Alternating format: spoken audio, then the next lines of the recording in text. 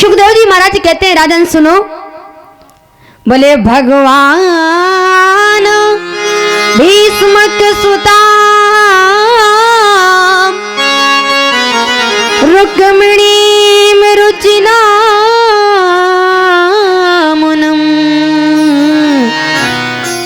राक्षसेन विधानेन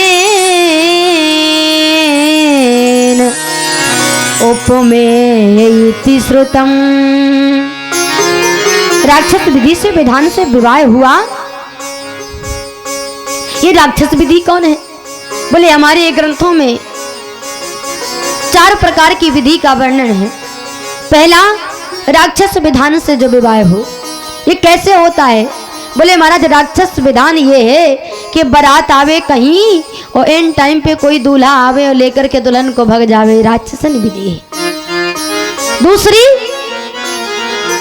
दूसरी महाराज गंधर्व विधि से विवाह है। ये कैसा है? बोले ये महाराज इसमें लड़का लड़की एक दूसरे को जब पसंद कर लें और कहीं जाकर के मंदिर में या कोर्ट मैरिज कर लें, उसको कहते हैं गांधर्व विवाह। तीसरा ब्राह्म विवाह है। तो बोले ब्राह्म विवाह महाराज कैसे होता है? बोले ब्राह्म विवाह सबसे सर्वश्रेष्ठ है, जो सर्वसम्मति से, वर पक्ष से, वधू पक्ष से, लड़का लड़की से, सबके सर्वसम्मति से वेद मंत्रों के द्वारा उच्चारण करते हुए 7 फेरे अग्नि को साक्षी मान करके पाणी ग्रहण संस्कार किया जाए, ये उत्तम विवाह है। इसको कहते हैं ब्राह्म विवाह। और चौथा विवाह है पैचाश विधि से विवाह है। बोले इसमें भी महाराज मार धाड़ का काम है। आज भगवान श्री कृष्ण ने राक्षसन विधि से विवाह किया, रुक्मिणी का हरण किया, कैसे? जरा विस्तार से समझाइए। सुखदेव जी महाराज कहते राजा परीक्षित, विदर्भ देश की कन्या महाराज भीष्मक की पुत्री हैं, जिनका नाम है रुक्मिणी, और इनके 5 भाई हैं। 5 भाइयों में सबसे बड़े का नाम है रुक्मी। कन्या जब बड़ी हुई, कन्या के बड़े होते ही महाराज भीष्मक कहते हैं कि अब हमें अपनी कन्या का विवाह किसी सुंदर वर के साथ कर देना चाहिए।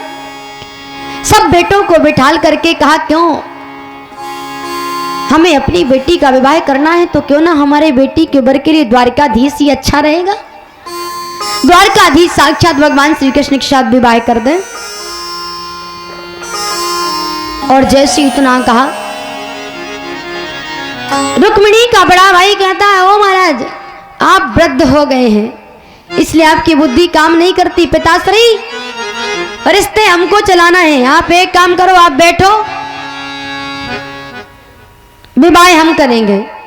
उस भगोड़े के साथ विवाह करना है? नहीं नहीं, हम उस भगोड़े के साथ नहीं करेंगे। अरे हम रुक्मिणी के लिए कोई अच्छा वर ढूंढेंगे जो बलशाली हो, सुंदर हो, हर गुण संपन्न हो। भीष्मक जी ने कहा, तो क्या कमी है? बोले अरे वही है भगोड़ा कृष्ण, रण छोड़ कृष्ण, जो रण को छोड़ करके भाग गया, वो माखन चोर जगह जगह चोरी करता फिरता है, उसके साथ ना ना ना, हम अपनी बहन का विवाह उसके साथ नहीं करेंगे। महाराज जिस घर में बुजुर्गों को बात को माना नहीं जाता, जिस घर में बुजुर्गों की बात को टाल दिया जाता है, उस घर में कभी सुख शांति नहीं आती है। बुजुर्ग साक्षात भगवान का स्वरूप होते हैं, क्योंकि हमसे भी ज्यादा हमारे बुजुर्गों का अनुभव है, क्योंकि वो हमसे ज्यादा दुनिया देख चुके हैं, हमसे ज्यादा उनका अनुभव है।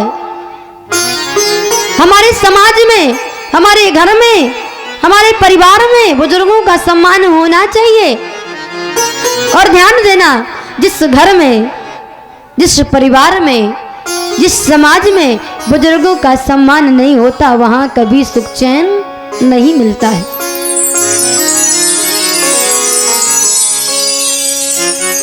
बुजुर्ग हमारे लिए बहुत जरूरी है। और बुजुर्गों का आजकल सम्मान करता कहाँ है कोई? बहुत से लोग हैं जो सम्मान करने वाले, बहुत से लोग जो नहीं करते। एक बार महाराज ट्रेन में 4 लड़के यात्रा कर रहे थे और यात्रा करते करते अब लड़के हैं, इनका नाम ही है लड़के। अर्थ क्या है? बोले लड़के, घर में हो तो लड़के और बाहर हो तो लड़के। 4 लड़के ट्रेन में यात्रा कर रहे, इनको टाइम पास कुछ ना कुछ चाहिए। बोले अरे यार बहुत देर से बैठे, टाइम पास नहीं हो रहा, कुछ ना कुछ सोचते हैं तरकीब। क्या सोचे? चारों ने नजर दौड़ाई, ट्रेन में एक जगह लिखा था ये जंजीर खींचने पर ट्रेन रुक जाएगी और बिना किसी कारण के अगर जंजीर खींच दी तो इसमें 500 रुपया का जुर्माना और 6 महीने की जेल हो सकती है।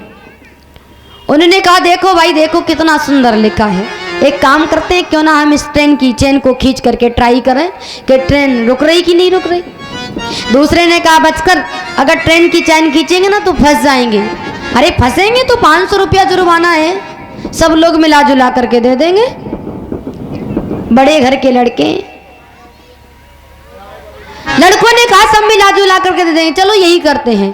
पहली बात तो देखिए ना, सामने दादाजी बैठे ना, ये बुजुर्ग बुढ़ा बाबा, तो एक काम करेंगे जब कोई टीटी आएगा पकड़ने को, पुलिस आएगी तो बुढ़े बाबा का नाम लगा देंगे और कदाचित अगर बात बन गई तो बन गई, नहीं बनी तो फिर पैसा तो भर नहीं है। बोले ठीक है।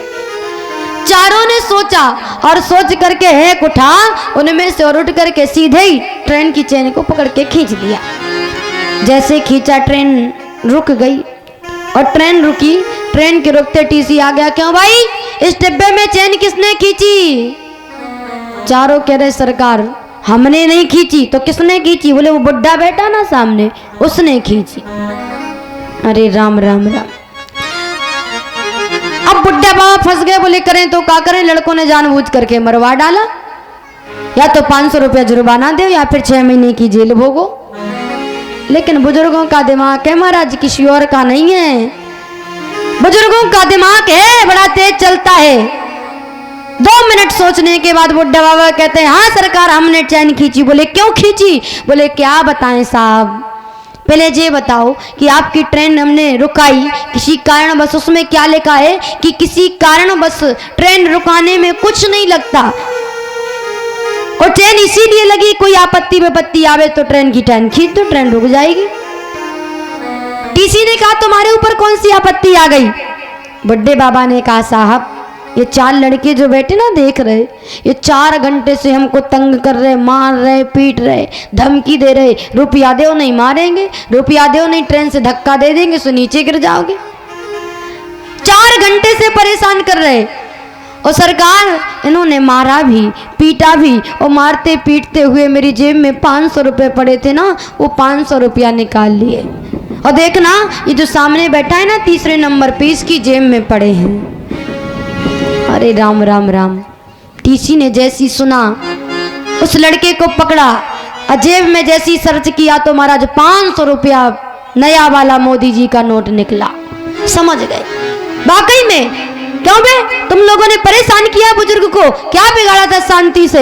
और चारों को बुलाया पुलिस को, चारों को पकड़ करके ले गई। और जैसे पुलिस पकड़ के ले गई, उतर रहे थे तो खिड़की से बुढ़े ने झांका और झांकते हुए अपने मूंछों में ताव फेरते हुए, जैसे हमारी चाचा जी की है ना मूंछें, ऐसे ही मूंछें थी, मूंछों में हाथ देते हुए बोला ए लड़को तुम अपने में चाहे इतनी बुद्धि लगा लो, ये बाल भी ऐसे ही सफेद नहीं हुए, अनुभव है जीवन का, धूप में सफेद नहीं किए धूप में सरका। तो बुजुर्गों के पास बहुत दिमाग होता है। बुजुर्ग हमारे जीवन में खुशियां लाते हैं,